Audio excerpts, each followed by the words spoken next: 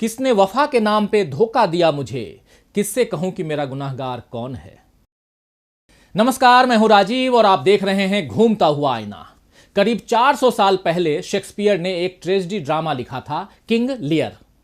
एक राजा की महत्वाकांक्षाएं, संतानों के लिए मोह, गलत फैसले के दुष्परिणाम, सत्ता के लिए छल कपट, दुख, करुणा, वफादारी, ऐसे तमाम रंग इस नाटक में, इस ड्रामा में देखे जा सकते हैं।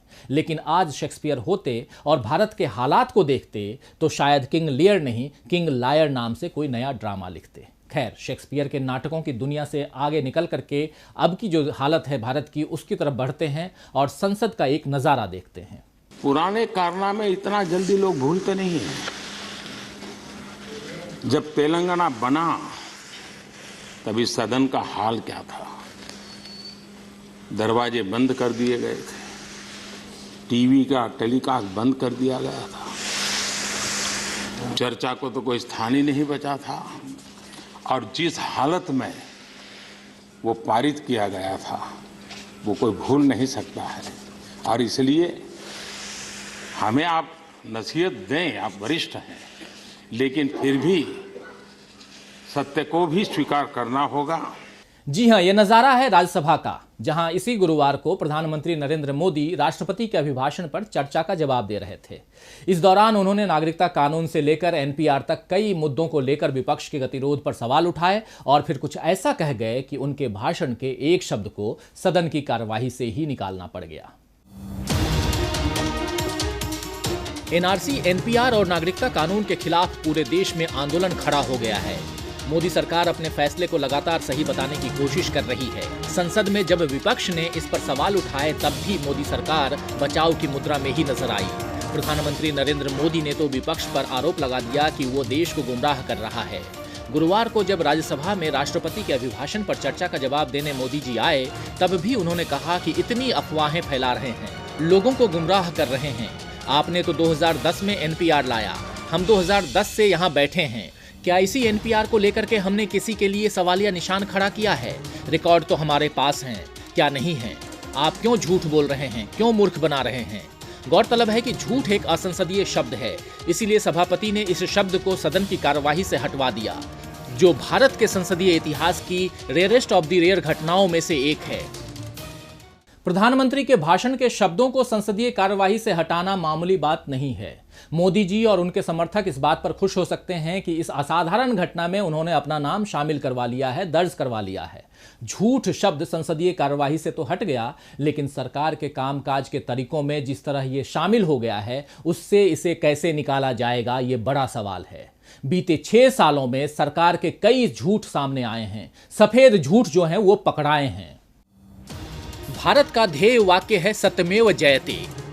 हम हमेशा ये मानते हैं कि सत्य की ही जीत होती है, लेकिन बीते 6 वर्षों में, यानी जब से मोदी सरकार देश में आई है, तब से सत्य की जगह असत्य का ही बोलबाला इस देश में देखा जा रहा है।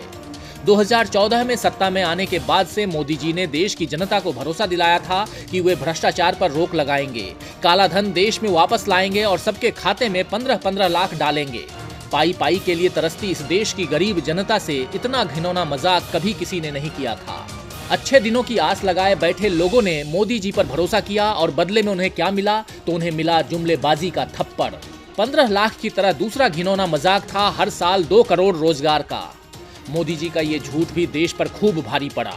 नौजवान अपनी डिग्रियों के लिए, सरकारी नौकरियों के लिए होने वाली परीक्षाओं के इंतजार में बैठे रहे, उनमें होने वाली धांधलियों के खिलाफ आवाज उठाते रहे।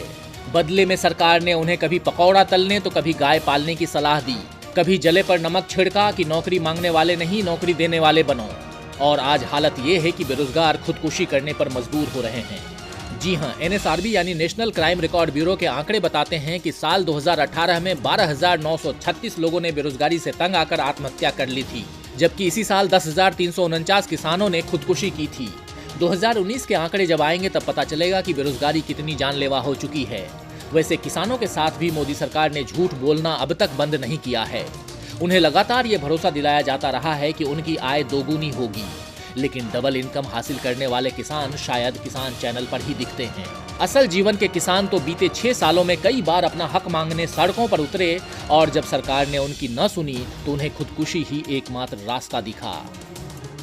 भाजपा अपने बचाव में यह कह सकती है कि बेरोजगारों या किसानों को लेकर उसने जो वादे किए वे चुनाव जीतने के लिए थे। चलो मान लिया, लेकिन सरकार में आने के बाद उसने जो फैसले लिए और उनसे देश को जो नुकसान हुआ, उस झूठ के लिए कभी क्या माफी मांगेंगे मोदी जी? इस देश की भलाई के नाम पर लिए गए सबसे भयावह फैसलों में से एक था नोटबंदी। मोदी जी ने इस फैसले को देश की अर्थव्यवस्था के लिए अच्छा बताया था, लेकिन यह भी एक बड़ा झूठ साबित हुआ। नवंबर 2016 में लिए इस फैसले के कारण कई जिंदगियां तबाह हो गईं, व्यापार चौपट हो गए, कई नौकरियां चली गईं, लेकिन मोदी जी अपने फैसले को सही बताते रहे। 2017 में स्वतंत्रता दिवस के अपने भाषण में उन्होंने दावा किया था कि 3 लाख करोड़ रुपए वापस आ रहे हैं, मगर आरबीआई ने बताया कि नोटबंदी के दौरान 15,41,000 करोड़ रुपए चलन में थे और इनमें से 15,31,000 करोड़ रुपए वापस बैंकों में पहुंच गए हैं। यानी जो काले धन के खिलाड़ी थे वे अपना खेल बदस्तूर खेलते रहे, सरकार उन तक नहीं पहुंच पाई और जो ईमानदारी से खाने कमाने वाली जनता थी वो इस झूठ का शिकार हो गई। नोटबंदी और जीएसटी, ये 2 फैसले मोदी जी ने अपने पहले कार्यकाल में लिए थे, लेकिन इनके बुरे नतीजे अब तक देश भुगत रहा है, हम सब देख रहे हैं। और इन फैसलों को जो बीत गई सो बात गई कह करके टाला भी नहीं जा सकता, क्योंकि इनका असर हमारे भविष्य पर पड़ा है। देश की जनता और देश की अर्थव्यवस्था दोनों पर इनसे बुरी तरह चोट पड़ी है। लेकिन मोदी जी ने न तो जनता के जख्मों पर मलहम लगाया और न ही अर्थव्यवस्था को लेकर के कोई सुधार लाने वाला कदम उठाया, बल्कि वे तो लगातार ऐसे फैसले ले रहे हैं कि देश की जो बची खुची संपत्ति है वो भी दांव पर लग गई है।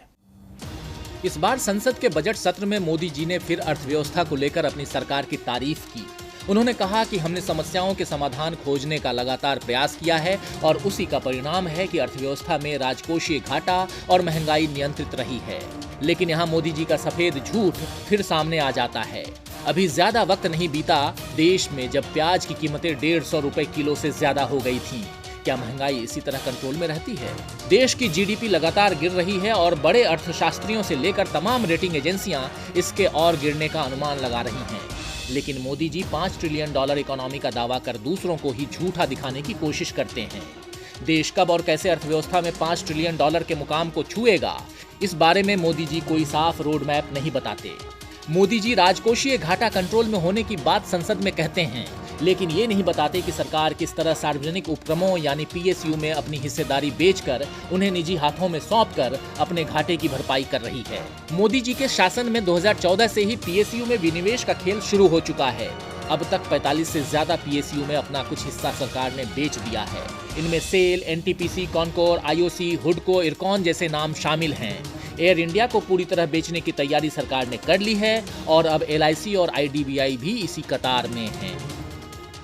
अच्छा गृहस्थ वो होता है जो अपना खर्च बढ़ाए बिना, दूसरों से कर्ज लिए बिना, घर की संपत्ति को बेचे बिना सारी जरूरतें पूरी कर सके और साथ ही कुछ ऐसा उपाय करे कि घर की इनकम में बढ़ोतरी हो। अगर इस कसौटी पर परखें तो मोदी जी बिल्कुल फेल नजर आते हैं। उनके कार्यकाल में देश की इनकम बढ़ नहीं रही, सरकार के खर्च कम नहीं हो रहे और जनता की जरूरतें पूरी नहीं हो रही, बल्कि सरकार अपनी नाकामी छिपाने के लिए घर की संपत्ति को बेचकर इनकम बढ़ी हुई दिखाने की कोशिश कर रही है।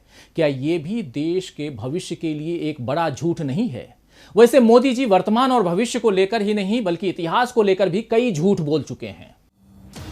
देश के पहले प्रधानमंत्री पंडित जवाहरलाल नेहरू की मध्यमार्गी और धर्म को राजनीति से अलग रखने की नीतियों से संघ को पहले से ही चिढ़ थी और अब भी हाल वही है। संघ की विचारधारा में पले बढ़े हमारे प्रधानमंत्री बात बात पर नेहरू जी को कोसना नहीं भूलते। हाल ही में संसद में मोदी जी ने फिर पंडित नेहरू का नाम लिए बिना कहा कि किसी को प्रधानमंत्री बनना था, इसीलिए देश का बंटवारा करवा दिया।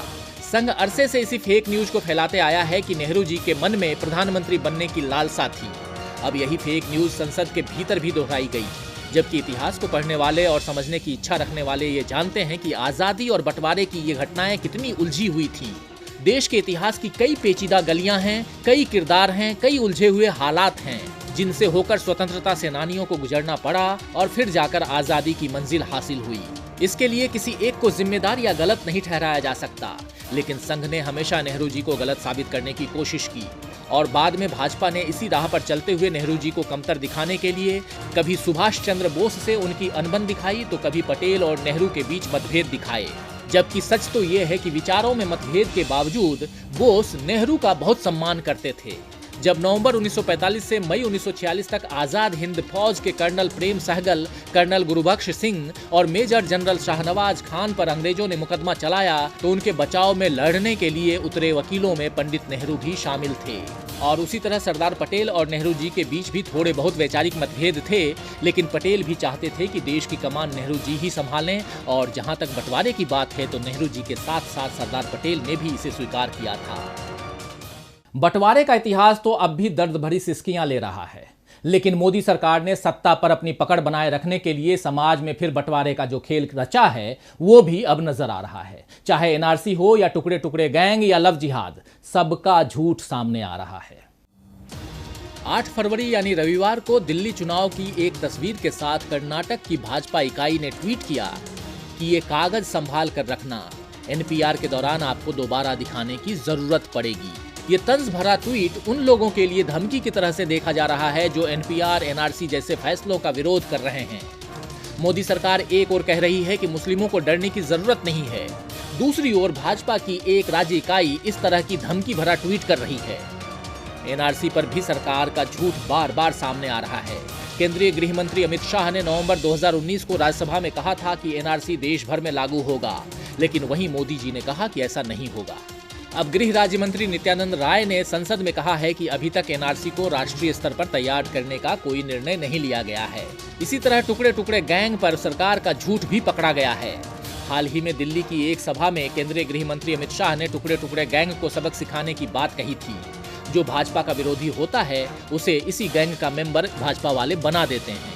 लेकिन जब आरटीआई एक्टिविस्ट साकेत गोखले ने 26 दिसंबर को इस गैंग के बारे में सरकार से जानकारी मांगी तो जवाब में केंद्रीय गृह मंत्रालय ने कहा कि गृह मंत्रालय के पास टुकड़े टुकड़े गैंग को लेकर कोई जानकारी नहीं है। समाज में बंटवारे का ऐसा ही खेल लव जिहाद के मामले में भी खेला गया और धर्म के नाम पर प्रेम करने वाले निर्दोष लोगों को निशाने पर लिया गया।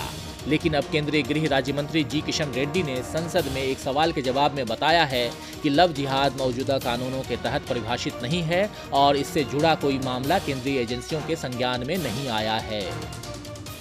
तो चाहे लव जिहाद का काल्पनिक डर हो या नोटबंदी की कड़वी हकीकत, इतिहास की उलझने हो या भविष्य के रास्ते, बात बात पर मोदी जी ने झूठ बोलकर इस देश को खूब गुमराह किया। लोगों ने बड़े भरोसे के साथ उन्हें 2014 में देश की कमान सौंपी थी। उन्होंने जनता से केवल 60 महीने मांगे थे, जबकि जनता ने उन्हें फिर से 60 महीने दे दिए।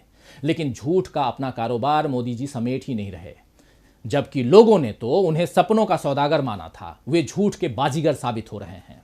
खैर, शायर कतिल शिफाई ने ठीक ही कहा है कि मेरे बाद वफा का धोखा और किसी को मत करना, मेरे बाद वफा का धोखा और किसी को मत करना, गाली देगी दुनिया तुझको, सर मेरा झुक जाएगा। तो आज के लिए बस इतना ही, फिर मिलेंगे खबरों के नए आईने के साथ। तब तक देखते रहिए डीवी लाइव। नमस्कार। दिल्ली चुनाव के नतीजे 11 फरवरी सुबह 7 बजे से लाइव हमारे साथ।